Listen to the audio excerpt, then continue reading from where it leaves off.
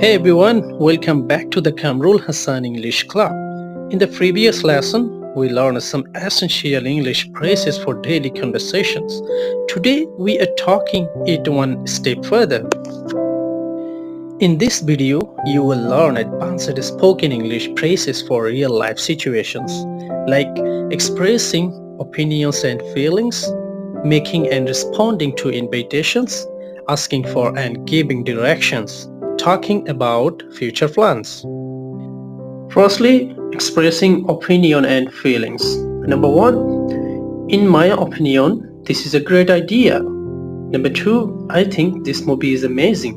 Number three, I feel really excited about this trip. Now let's move on the example conversation. There have two persons. Number one, always asking something, and number two, responding. Number one, asking, what do you think about this new restaurant? Number two, responding, in my opinion, the food is delicious. Secondly, making and responding to invitations. Number one, would you like to join us for dinner? Number two, that sounds great. I would love to. Number three, sorry, I already have plans. Example conversations. Number one, person asking, would you like to come to my birthday party? Number two, person responding, that sounds great. What time does it start? Third one, asking and giving directions. Number one, excuse me, can you tell me how to get the train stations? Number two, go straight, then turn left on the traffic light. Number three, it's next to the supermarket. Example conversation. Number one, person asking, excuse me, how do I get to the nearest coffee shop?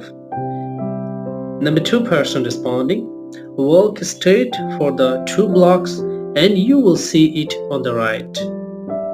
And fourthly, talking about plans and future events. Number one, what are you doing this weekend? Number two, I'm planning to visit my family. Number three, I might go shopping later. Example conversation. Number one, person asking, do you have any plan for Saturday? Number two, person responding, yes, I am going to the beach with my friends. Remember, the more you speak, the more confident you will become.